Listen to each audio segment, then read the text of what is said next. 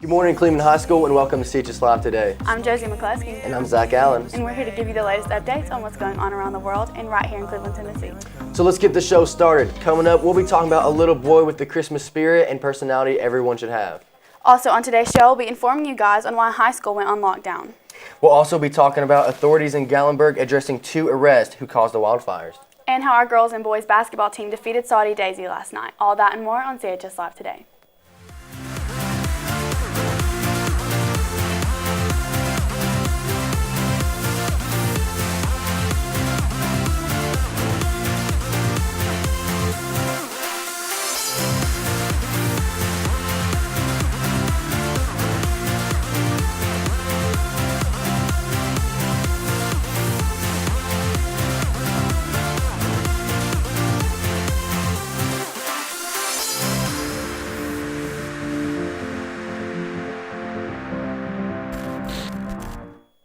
It's Wednesday, December 14th, and once again, we welcome you to CHS Live. We're live on set, and we have a great show for you today. Now, I've heard there's been a local shooting at a high school recently. Do you have some more information on that? Yeah, I actually do. As you just heard, it was an agonizing afternoon for students at Hug High School and their parents. The police officer fired one shot, hitting the 14-year-old boy and causing chaos to ensue. While the school went on code red lockdown, students started to contact their parents, but parents say information from officials came long after. The campus is currently stable and secure hours later. Students and parents were finally reunited at Hug High School. There's something about 8-year-old Daniel Anderson that's just special. You can try to explain it, but he'll probably interrupt. Daniel and his big personality started a toy drive last year. Daniel collected more than 700 toys at his mom's beauty salon and then dropped them off at Texas Children's Hospital. This year, he's already collected more than 600 toys. Daniel spent much of his life at Texas Children's Hospital undergoing surgeries on his ears, eyes, and hands. That's why Daniel doesn't go inside the hospital when he drops off the toys. It may be Daniel's personality or just the Christmas spirit, but I think Santa chose the right elf. Now, Mallory, I know it's getting cold outside. Do you think we'll be having any snow in the future? No, I don't think we'll be getting any snow soon, but it was pretty chilly walking into school this morning. Right now it's about 39 degrees outside with a high reaching 49 for today, so be sure to bundle up if you're heading outside. But throughout the week, we should have highs in the 30s and 40s and lows in the 20s with a chance of rain going into this weekend. And in national news, record-breaking warm temperatures over the Arctic triggered extreme melting of ice and snow and a late fall freeze. Those are the findings of the National Oceanic and Atmospheric Administration's latest Arctic report card. It's shown that the Arctic's air temperature is currently 6 degrees higher than it was in 1900. It is a record low sea, ice, and snow cover. That's all I have for weather. Now let's head back to your anchors. Now, I know the fires in Gatlinburg has just wiped out trees, businesses, homes. I think actually killed 14 people. To me, that's just devastating. How do you feel about that? I feel like that's really tragic because families lost their loved ones just because teenagers did that. Yeah, of course. Well, authorities in Tennessee announced that arrests have been made in connection to a wildfire that tore through the Great Smoky Mountains. 2 suspects are in custody in connection with the deadly fires. Authorities said Wednesday 2 juveniles from Tennessee faced charges of aggravated arson for the fire that started late month. Additional charges are being considered, and the case could be transferred to adult court. 14 people died and more than 130 were injured when fast-moving flames swept through the area. 1,700 structures lost or damaged, 14 confirmed deaths, and the juveniles are expected to face a magistrate by the end of the week. Meanwhile, residents and business owners in the area are trying to piece their lives back together. Last Wednesday was the first day that residents have been able to take a look at how their cabins have survived, an emotional day in Gatlinburg, Tennessee. Residents are being allowed to return to their tourist city. Wildfires have been burning across the southeast for weeks, fueled by the worst drought in almost a decade.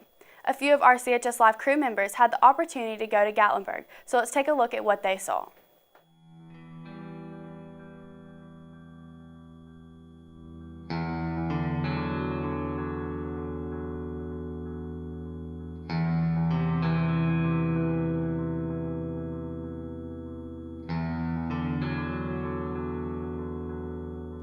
I'm here in Gatlinburg, Tennessee, one of the numerous locations that has been affected by the wildfires over the past few weeks. If you look here behind me, you can see a house that was just completely demolished from these fires. Coming up the hill, it was so tragic to just see house after house completely destroyed.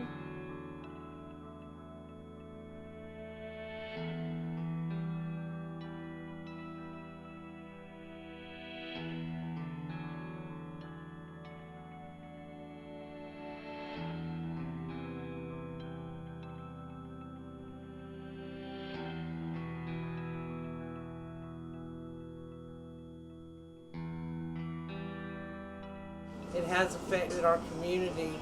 There's a lot of people without homes. But the Red Cross come in here this morning and said that they don't have as many people down at the Rocky Top right now. So that's a good sign. They're going home to families.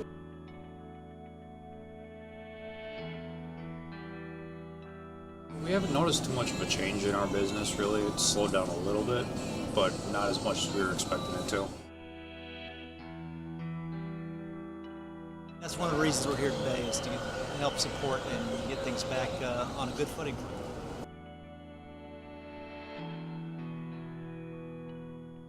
It makes you feel bad because we have what we have, and they don't have nothing. But I know they're going to have the help, and we're going to try as much as we can. And I've been walking, and some days I'm not even sleeping good because I'm trying to think and try to call people. And some of them, they say, well, I'm okay. I said, you know, this is places that you can have help. Don't be afraid.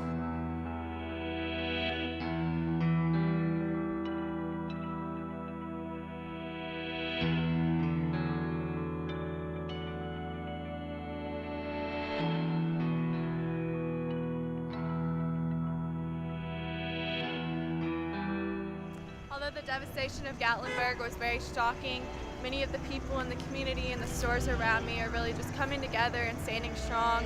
They definitely are smoky strong, as they have said. So I'm reporting here in Gatlinburg. Olivia Calfee, CHSLive Today.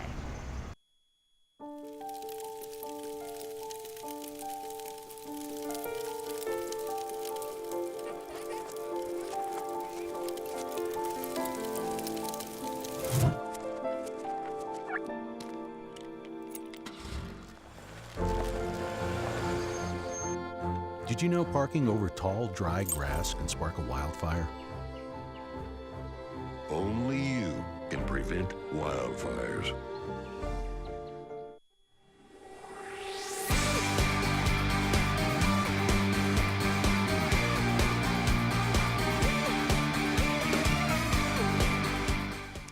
The Voice Season 11 has just came to an end, and congratulations are in order to the show's newest winner, Sundance Head.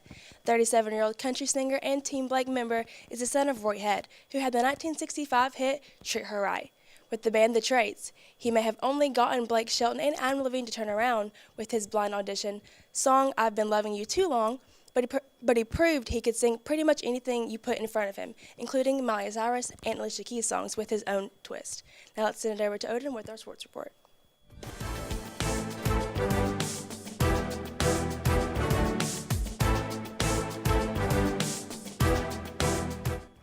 Hello CHS. Our basketball teams had a game last night against Saudi Daisy, and both teams fought hard, winning each of their games. There's also a freshman game tomorrow versus Ray County. And in national news, a robbery suspect in Florida definitely picked the wrong target. Police say he tried to rob a former pro wrestler, Shad Gaspard, all over the weekend. Now you can see the man identified as Jason Felix in a light-colored shirt approaches Shad Gaspard in red. Gaspard says Felix asked him to buy a beer. When he told him no, he said Felix became upset and told him he had a gun in his waistband, which Gaspard then forcibly took from him. Now let's look at a highlight video of our junior Malik Bradford.